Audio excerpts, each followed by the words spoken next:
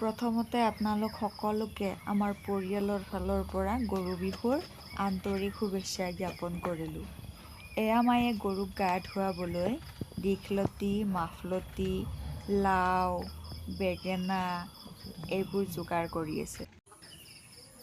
এয়া মা আৰু মই আজি আমাৰ মৰমৰ গৰুকেইজনীক গা ধুৱাই দিছোঁ। গৰু আমাৰ জীৱনৰ এটা গুৰুত্বপূৰ্ণ অংশ। বিশেষকৈ গাঁৱলীয়া জীৱনত গৰু বিনা জীৱন অসম্পূৰ্ণ যেন লাগে। এইটো কেৱল পৰিষ্কাৰ কৰাৰ বাবে নহয়, ই আমাৰ স্নেহ আৰু যত্নৰো এটা প্ৰকাশ। গৰু সুস্থ থাকিলেহে আমাৰ ঘৰখনো সুখী হৈ থাকে। এয়া পানীৰে গা ধুৱাই থাকোঁতে গৰুকেইজনীও চাগে বৰ আৰাম পাইছে দেই।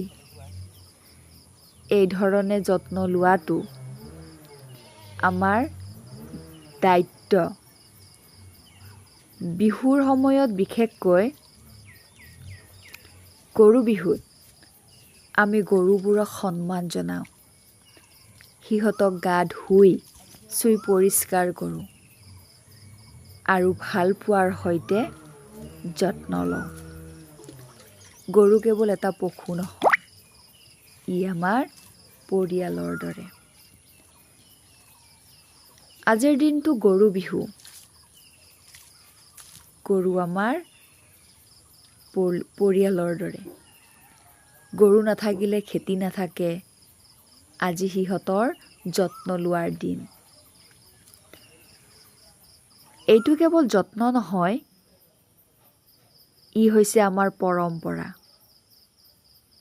ই হৈছে মৰম, আৰু এইটো কেৱল গা ধোৱা নহয়, ই হৈছে মৰম আৰু কৃতজ্ঞতা।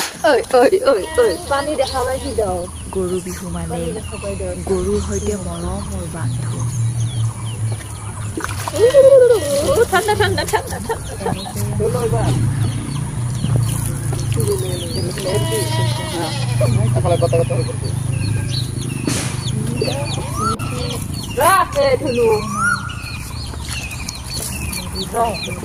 ঠান্ডা লাগছে নাকি তোমার?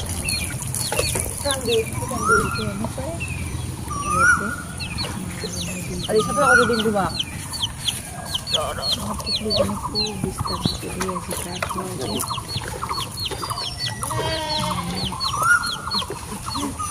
রাহে হাসুন ঠান্ডা লাগছে। কত বান্ধি আর তো আধুন ঠান্ডা লাগছে তোমার গা ধুয়ে দিছো একটু। ইমান ঠান্ডা লেগেছে। বসে গা ধুয়ে দিন তোমার। বদমাস। সাফা করে দিছো।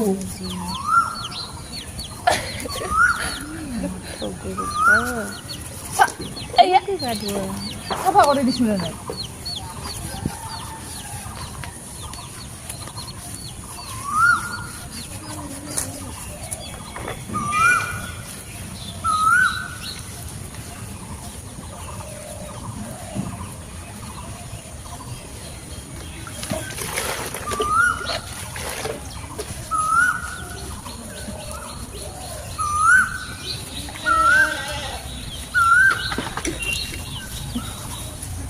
Allahumma Allahumma Allahumma Allahumma.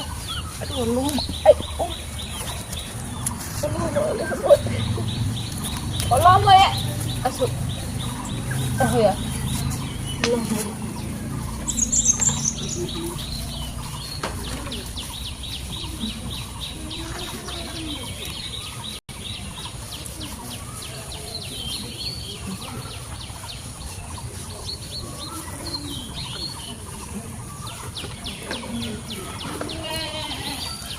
হয়ে গেল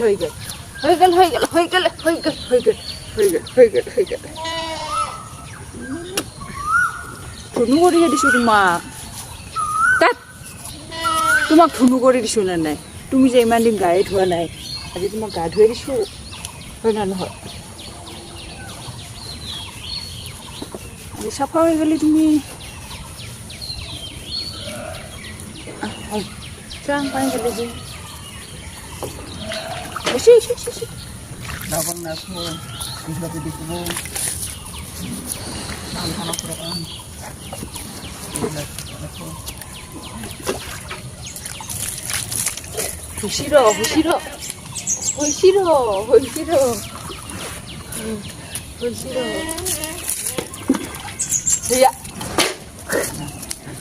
এ বৰ বদমাছ কৰে ঐ ইমান ঠাণ্ডা লাগছে না তোমাৰ